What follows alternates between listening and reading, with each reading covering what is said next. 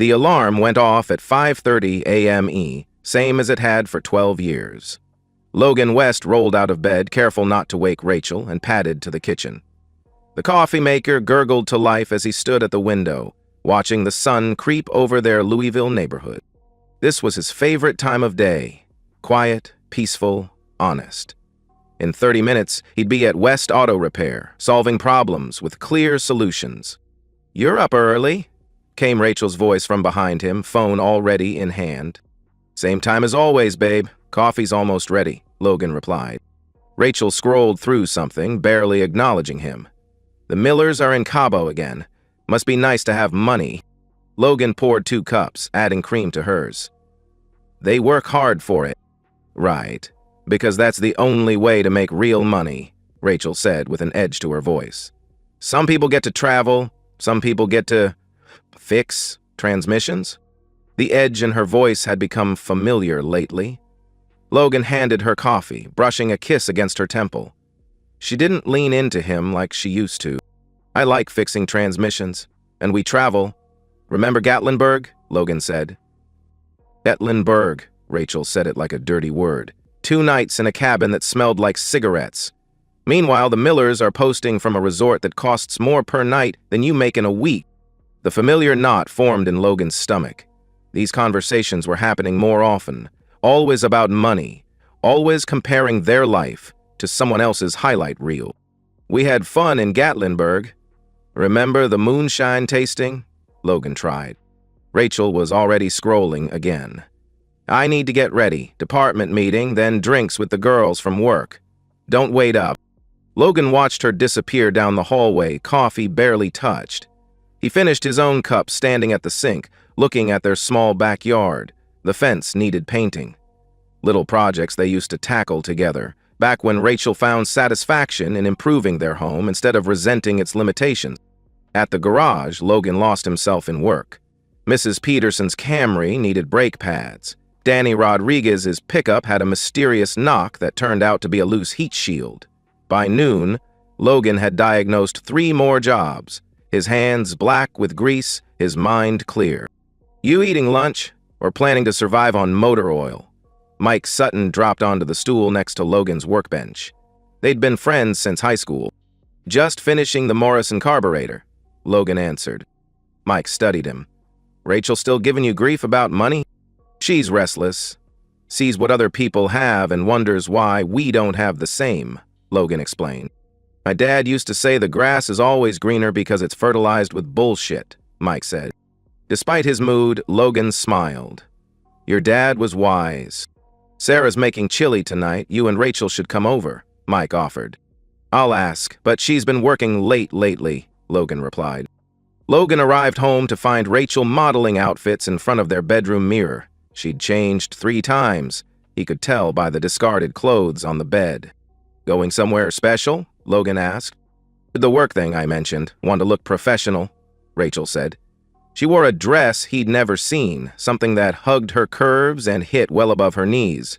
The price tag was still tucked inside. $180. 0 cents. "That's a nice dress." "New?" Logan inquired. "I've had it forever.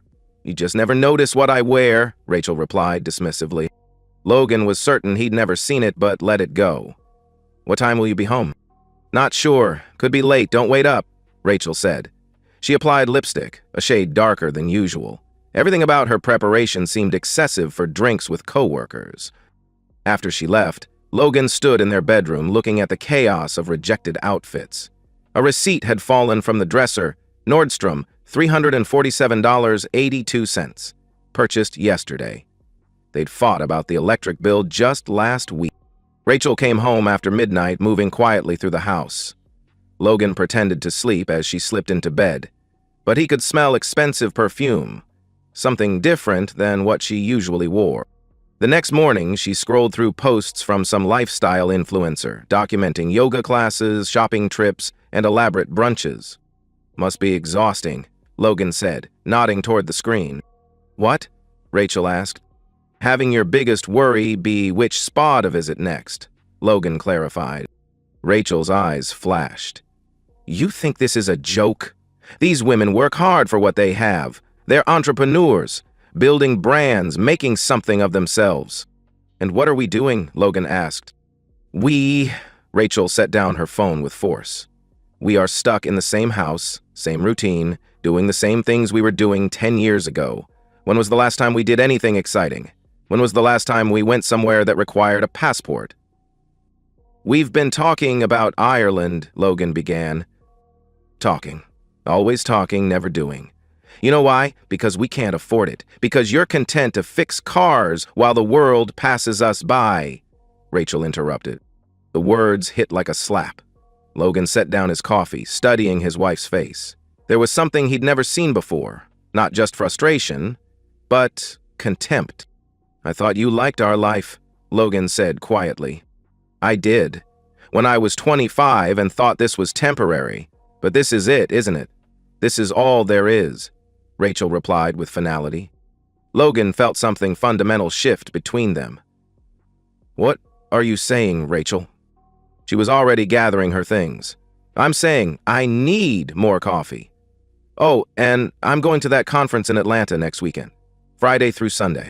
Logan didn't remember her mentioning any conference. How long? Just the weekend. Corporate's paying, so might be good to get away, Rachel said. After she left, Logan sat at their kitchen table, surrounded by the comfortable clutter of their shared life. Everything looked the same, but something essential had changed. For the first time in 12 years, he couldn't shake the feeling that the life he'd built was slipping away. The house felt wrong the moment Logan turned into the driveway. Rachel's car wasn't there, but something about the emptiness seemed different, more permanent. The windows looked vacant, like no one lived there anymore. Logan had endured a hell of a day. The Morrison carburetor fought him for 3 hours, and Mrs. Patterson's transmission needed a complete rebuild. He was tired, dirty, and looking forward to a cold beer and whatever leftovers Rachel had saved him. The front door was unlocked, but the silence that greeted him wasn't normal. Usually he could hear the TV or Rachel moving around. Tonight, the house felt hollow. "Rich?" he called out. No answer.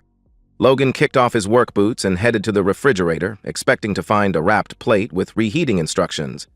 Instead, he found 3 beers, old Chinese takeout, and expired milk. That's when he noticed the note on the kitchen table. Written on their wedding stationery, Rachel's handwriting was neat, deliberate, like she'd practiced it multiple times. Logan, I know this isn't how you imagined coming home tonight, but I couldn't do this face to face. I've thought about this for months, and I've realized that I need more than this life can offer me. I met someone in Atlanta who can give me the kind of future I've always wanted. Real security, real opportunities, a chance to live the life I deserve. I know you'll say we could have worked on our problems, but the truth is, I don't want to work on them anymore. I'm tired of pretending to be satisfied with mediocrity.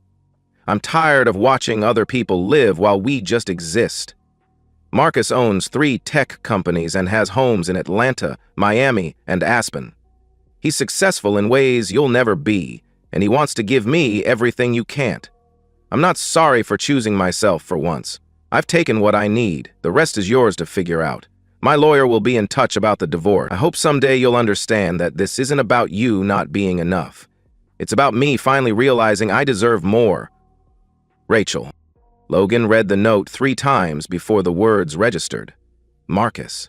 She'd written another man's name with casual confidence. 3 tech companies. The kind of wealth that made his garage seem pathetic. He walked through the house like a man surveying storm damage. Rachel's closet was half empty. Her jewelry box was gone. Expensive makeup she'd started wearing, all gone. But she'd left the everyday things. Old sweaters, worn jeans, comfortable clothes from her old life. His phone buzzed. For a wild moment he thought it might be Rachel. Instead, "Mike, you and Rachel want dinner tomorrow?"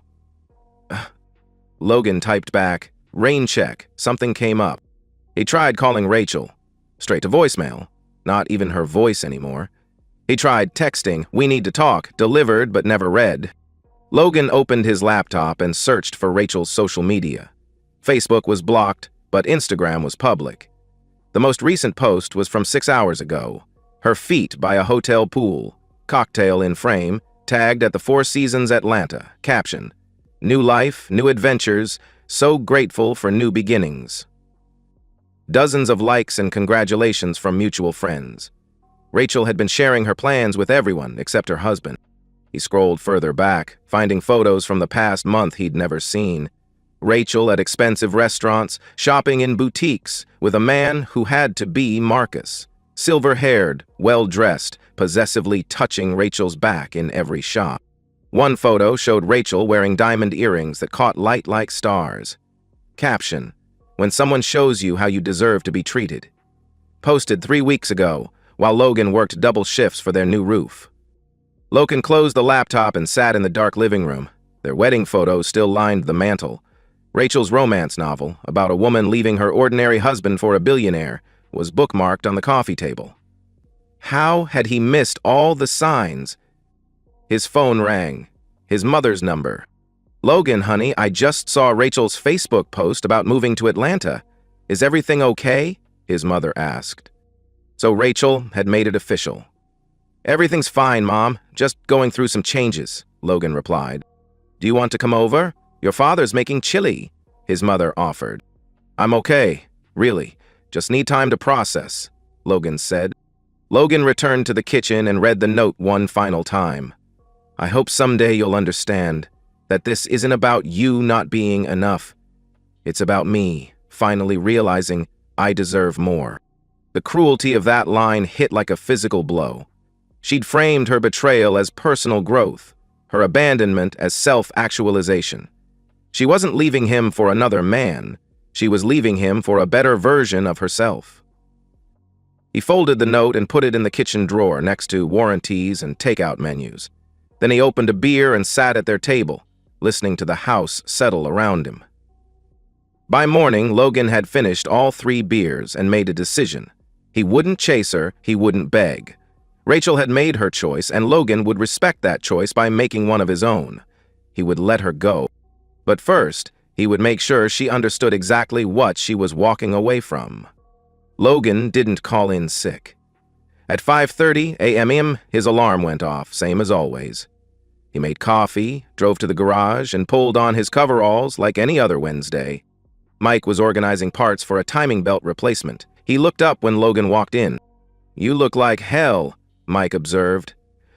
"Rough night," Logan replied. "What have we got today?" Mike studied his friend's hollow eyes, the tight jaw, the way he moved like everything hurt. "Logan, what happened?" "Rachel left, found a rich guy in Atlanta, says she deserves more than I can give her," Logan explained matter-of-factly. Mike set down the belt tensioner. "Jesus. When?" "Yesterday. Came home to a note," Logan said. He was already walking toward Mrs. Patterson's transmission. "I'd rather just work today." For 8 hours, Logan lost himself in automotive repair. The transmission needed a complete rebuild, every gasket, seal, and moving part carefully cleaned and reassembled. It was methodical work, requiring complete attention, and Logan was grateful for the precision it demanded. Mike respected his silence, handling customers while Logan worked. Word spread quickly. By afternoon, 3 customers had awkwardly offered sympathies, having heard through the Louisville grapevine about Logan's wife leaving with another man. "Don't know what she was thinking," said Tommy Rodriguez. "You're good people, Logan." Logan just nodded and handed over keys. What could he say? That his wife had calculated their marriage's value against a tech entrepreneur's portfolio and found their life wanting? That evening, Logan visited Janet Mills, the attorney who'd handled their house purchase. Janet was 60-something, with silver hair and a no-nonsense demeanor. "I'm sorry this is why you're here," Janet said, reviewing Rachel's note. "How do you want to proceed?" "Quickly and fairly, she can have whatever she wants. I just want it finished," Logan replied. Janet raised an eyebrow. "Logan, Kentucky is an equitable distribution state. You're entitled to half of everything." "She doesn't want any of it. She wants her rich boyfriend to take care of her now." Logan's voice was steady. "Make sure she can't come back later claiming she changed her mind." "Emotions change. People get practical when excitement wears off," Janet warned. "Draft whatever papers you need, but make them ironclad. No surprises later," Logan insisted. Over the following weeks, Logan settled into new routines. He arrived earlier, stayed later, taking jobs he'd previously referred elsewhere. Extra work meant extra money, but more importantly, less time to think about the empty house. He started eating dinner at the garage, ordering takeout while working on side projects. Mike occasionally invited him over, but Logan usually declined. He wasn't ready for well-meaning sympathy or explaining what went wrong. Instead, he threw himself into improving the business. He researched diagnostic equipment, negotiated better parts deals, started a website with online scheduling. Work that had seemed good enough before now demanded excellence. The house was harder. Logan kept Rachel's things in boxes, not from hope, but because disposing of 12 years felt like work requiring more emotional energy than he could spare. But he made practical changes, utilities in his name only, updated bank accounts, began refinancing the mortgage solo. 3 weeks later, Logan received communication from Rachel's attorney. A polite letter requesting divorce proceedings begin promptly, as Miss Harrison was eager to move forward with her new life situation. Professional, cordial, completely devoid of acknowledgement that a marriage was ending. Logan read it twice, then filed it with Janet Mills' paperwork. Rachel wanted speed and simplicity. She would get both. Through mutual friends, Logan occasionally heard updates. Rachel had moved into Marcus's Buckhead penthouse. She'd been seen at charity galas, exclusive restaurants.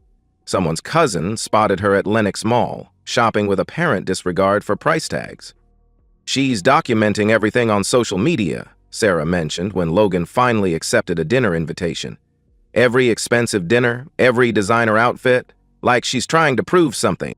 Logan nodded but didn't respond. What could he say? That his wife had traded their marriage for Instagram opportunities? The hardest part wasn't loneliness. Logan had always been comfortable with solitude. The hardest part was betrayal so complete it retroactively poisoned memories. How long had Rachel been unhappy? How many conversations had been lies? But anger was a luxury he couldn't afford. Anger was just another form of attachment, another way of letting Rachel control his emotional state from 300 miles away. Instead, he focused on what he could control: work, health, future. Logan started running again, something he'd abandoned when work and marriage consumed his time. He began reading books about business, philosophy, men who'd rebuilt lives after devastating losses. He learned to cook actual meals instead of surviving on pizza. Most importantly, he began remembering who he'd been before spending 12 years trying to be enough for a woman who would never be satisfied. The man who'd started his own business at 26. The man who'd bought a house, paid his bills, kept his word. 2 months later, Logan signed divorce papers in Janet Mills's office. The process had been remarkably simple. No contested assets, no property arguments, no custody complications.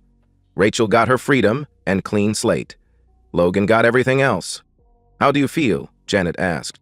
Logan considered the question. Not happy, exactly, but not devastated either. Relieved, maybe. Like a fever had finally broken. "Free," he said. "I feel free." That evening, Logan sat on his back porch with a beer, watching sunset over the neighborhood he'd lived in 7 years.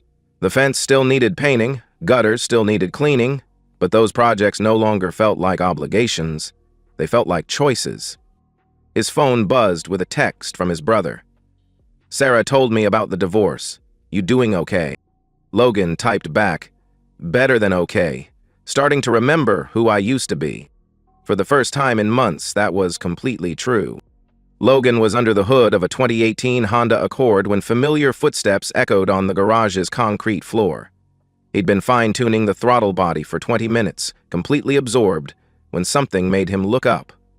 Rachel stood in the doorway, and Logan's first thought was that she looked smaller.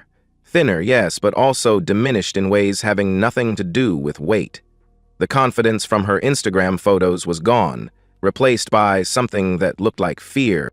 She was still beautiful, but her expensive clothes looked worn now. Designer purse showed scuff marks, and her hair needed touching up at the roots. Most telling were her eyes, hollow, desperate, darting around like she was looking for escape route. "Hello, Logan," Rachel said. Her voice was carefully modulated, like she'd practiced this conversation. Logan straightened slowly, wiping his hands on a shop rag. It was lunch break. The garage was mostly empty, except for Mike in the office and Danny working on brakes 2 bays over. "Rachel," Logan replied simply. "You look good. Healthy." Rachel tried to smile, but it came out shaky. "I like what you've done with the place." Logan glanced around the garage, which looked exactly the same. "What do you want, Rachel?" She flinched at his directness. In the past, Logan had always let her control difficult conversations' pace. Not anymore. "Can we talk? Privately?" Rachel asked. Logan nodded toward the back office. Mike looked up as they passed, his expression carefully neutral, slight shake of his head saying, "Don't do anything stupid." Rachel sat across from Logan's desk, the same desk where he'd signed divorce papers 8 months ago. She folded her hands and took a deep breath, like preparing a rehearsed speech. "I made a mistake. The biggest mistake of my life. I thought I wanted something different, needed more than what we had. But I was wrong, so completely wrong," Rachel began. Logan leaned back and waited. Rachel had always been good with words, knew how to craft arguments that made her sound reasonable and sympathetic. He was curious to see how she'd frame this narrative. "Marcus wasn't who I thought he was. He was controlling, possessive. He treated me like a trophy, not a partner. Everything had to be his way. What I wore, where I went, who I talked to," Rachel continued. She touched her left wrist unconsciously, and Logan noticed a faint yellow bruise below her sleeve. "It was hurt," Logan stated as fact, rather than asking a question. "Not at first. Everything was perfect. The lifestyle, travel, excitement. But gradually, it became clear I wasn't a girlfriend. I was an accessory. Something pretty for his arm at business dinners and charity events," Rachel explained. Rachel's voice cracked slightly, and Logan could see tears forming. A year ago, those tears would have destroyed him. Now he watched with clinical detachment, like observing weather patterns. When I told him I wanted to leave, he laughed, said I could go any time but wouldn't be taking anything with me. The clothes, jewelry, car, everything belonged to him. He said I was just another gold digger who'd gotten too comfortable," Rachel continued. She wiped her eyes, smearing mascara. "So I left, with nothing. My parents won't talk to me. They're ashamed of what I did to you, to our marriage. My friends think I'm a cautionary tale. I have no money, no job, nowhere to go." Logan absorbed this without comment. Rachel interpreted his silence as encouragement and leaned forward, voice becoming urgent. "About being with him made me realize what I'd thrown away. You never tried to control me, never made me feel like an object. You loved me for who I was, not how I looked on your arm. I know I hurt you, broke your trust. But what we had was real, Logan. 12 years of real love and partnership," Rachel said. Now she was crying openly, makeup running down her cheeks. "I know I don't deserve it, but I'm asking for another chance. I'm asking you to forgive me and let me come home. We can rebuild what we had, make it stronger. I've learned what really matters." Rachel reached across the desk, trying to take Logan's hand. "I'm still your wife, Logan. In my heart, I'm still your wife. This past year has just been a terrible mistake that I've learned from. Please tell me it's not too late." Logan looked down at her hand covering his. Her wedding ring was gone, probably sold or left behind. Her nails, once perfectly manicured, were bitten to the quick. This was Rachel stripped of all props and costumes, reduced to desperation. "You're not my wife," Logan said quietly. Rachel's face went white. "What do you mean? Of course I'm your wife." Logan opened his desk drawer and pulled out a manila envelope. He had been carrying it for months, waiting for this moment without believing it would come. He handed it to Rachel, who opened it with shaking fingers. The divorce decree was official, final, notarized, and filed. Rachel's signature was right there next to his, authorizing their marriage's dissolution. She stared at the documents like trying to read a foreign language. "This is dated 8 months ago," Rachel whispered. "That's when you signed it, through your attorney. You said you were eager to move forward with your new life situation." Logan's voice was perfectly calm, reciting facts. The divorce has been final for 8 months. You're not my wife. You're my ex-wife. Rachel looked up from the papers, face a mask of shock and growing panic. But I never meant for it to be permanent. I thought it was just paperwork, something we could undo. When what? When your rich boyfriend got tired of you? When you realized trading up wasn't as easy as you thought? Logan leaned forward slightly. You made your choice carefully, deliberately, publicly. You documented every step on social media. Logan, please, Rachel began. You left me a note on our kitchen table. You said you weren't sorry for choosing yourself. You said you hoped I'd understand that you deserved more than I could give you, Logan continued. Rachel's face crumpled, ugly sobs racking her body. I was stupid, selfish. I got caught up in the excitement and money and lost sight of what was important. But I know better now. I know what real love looks like. Do you? Logan stood, walking around the desk. Because real love doesn't leave a note and disappear. Real love doesn't block phone numbers and post photos designed to hurt. Real love doesn't plan an exit strategy for months while lying every day. Rachel looked up through tears, and Logan could see the exact moment she realized begging wouldn't work. Her expression shifted, desperation transforming into something harder. You owe me something. 12 years, Logan. 12 years of my life. I made a mistake, but that doesn't erase everything we built together, Rachel said. I didn't throw you away, Logan said calmly. You threw yourself away. Now you're facing the consequences. Rachel stood abruptly, chair scraping concrete. So, that's it? You're just going to let me have nothing while you sit here feeling self-righteous? I'm going to let you handle your life the same way you handled ending our marriage. On your own, without consulting me. Logan opened the office door. You chose independence, Rachel. You chose to bet everything on a man you barely knew rather than work on a marriage with someone who loved you unconditionally. Now, you get to live with that independence. Rachel stared at him, cycling through emotions. Disbelief, anger, calculation. Finally, she seemed to settle on one last, desperate manipulation attempt. What about forgiveness, Logan? What about second chances? You used to believe in those things. You used to be a good man, Rachel said. I'm still a good man. Good enough to let you make your own choices and live with consequences. Good enough not to enable your belief that actions don't have permanent results, Logan replied. Rachel grabbed her purse and pushed past him toward the exit. At the doorway, she turned back. You'll regret this. When you're old and alone, you'll remember you had a chance to forgive and chose revenge instead, Rachel said. Logan watched her walk to her car, a beaten Honda Civic, probably all she could afford now. This isn't revenge, Rachel. This is just Tuesday. After she drove away, Logan returned to the Honda Accord's engine bay.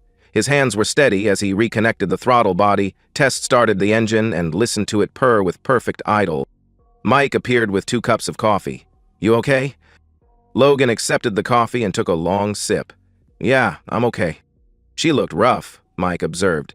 She made her choices. Now she's living with them. Just like the rest of us, Logan replied. Rachel didn't leave quietly. Over the next 2 weeks, Logan's phone rang constantly with calls from unknown numbers. When he finally answered one, expecting a customer, Rachel's voice came through high-pitched and desperate. Logan, please, just listen to me for 5 minutes. I know you're angry, but we can work through this. Logan hung up and blocked the number. An hour later, another unknown number called. He let it go to voicemail. The messages were variations on the same theme. Rachel had learned her lesson, understood what she'd lost, was willing to do whatever it took to earn forgiveness. The tone progressed from pleading to angry to threatening as days passed, and Logan failed to respond. Thursday evening, while replacing brake pads on someone's Toyota, his mother called. Logan, honey, I just got off the phone with Catherine Harrison, his mother said. Logan's stomach clenched. Catherine was Rachel's mother. She's very upset about how you're treating Rachel. Logan stepped outside the garage bay. How I'm treating her? She says Rachel came to you asking for help, and you turned her away without listening. She says Rachel is desperate, has nowhere to go, his mother explained. Mom, did Catherine mention why Rachel needs help? Did she explain what happened to Rachel's marriage? Logan asked. Silence. Then, She said Rachel made some mistakes, but that was a year ago. People deserve second chances. Rachel got her second chance. She chose to spend it with a millionaire in Atlanta instead of working on our marriage. Logan's voice was calm but firm. I didn't create her situation, and I'm not responsible for fixing it. Bowed Logan, she's family, his mother protested. No, Mom, she was family. She stopped being family when she left a note on our kitchen table and moved in with another man. Logan could hear his mother's sharp intake of breath. Did Catherine tell you Rachel had been planning her exit for months? That she blocked my phone number and posted photos of her new life while our divorce was being finalized? No, she didn't mention that, his mother said quietly. Rachel made her choices as a grown woman. Now she gets to live with them as a grown woman. I'm not her safety net anymore, Logan concluded. 2 days later, Rachel's father called. Logan, this is Bill Harrison. I think we need to talk, came Bill's direct voice. Bill had always been direct, a trait Logan had respected. He was a retired construction foreman who valued hard work and straight dealing. Hello, Bill, Logan replied. Catherine tells me you refused to help Rachel when she came for assistance. That doesn't sound like the man I know, Bill said. Bill, what exactly did Rachel tell you about why she needs help? Logan asked. She said she made mistakes in her marriage to that fellow in Atlanta, said he turned out different than she thought. She's trying to get back on her feet, Bill explained. Did she mention how our marriage ended? Logan pressed. Silence. Then, she said you two grew apart. Problems on both sides. Logan felt anger at Rachel's revisionist history but kept his voice level. Bill, Rachel didn't just leave me, she planned her exit for months while lying to my face every day. She left me a note saying she deserved better than I could provide. She moved in with another man and posted photos of their life together while our divorce was being finalized. The silence stretched longer. Finally, Logan, I didn't know all that. I didn't badmouth her to anyone, Bill. I handled our divorce quietly and moved on. But I'm not going to rescue her from the consequences of her own choices, Logan said. Bill's voice was quieter. She's our daughter, Logan. Whatever she did, she's still our little girl. I understand that, and I don't wish her harm, but she's not my responsibility anymore. She made that very clear when she left, Logan replied. The following Monday, Logan arrived at the garage to find Rachel's car parked outside. She sat on the hood, still wearing expensive clothes that now looked shabby, makeup carefully applied to hide crying. We need to talk, Rachel said as Logan approached. No, we don't. Logan unlocked the garage bay and began raising the door. Logan, I know you think I deserve this, but I'm going to be homeless. Literally homeless. Is that what you want? Rachel asked. Logan turned to face her, and for a moment, he saw the woman he'd married. Not the calculating stranger who'd left, but the scared young woman who'd once shared his dreams. What I want is for you to take responsibility for your choices. You're not homeless because of anything I did. You're homeless because you bet everything on a man you barely knew and lost, Logan said. But you could help me. Let me stay in the house until I get back on my feet. Loan me money for an apartment, Rachel suggested. I could enable you to avoid consequences of your actions. I could teach you there's always someone to catch you when you fall, no matter how deliberately you jump, Logan replied.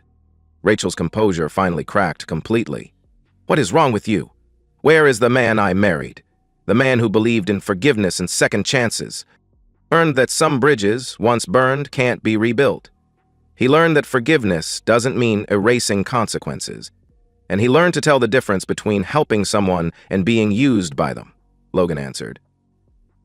He sat down with Orloff and Penn at Helpers at midnight on the floor. Logan walked into the garage and Rachel followed. Fine, she said, her voice taking on a harder edge.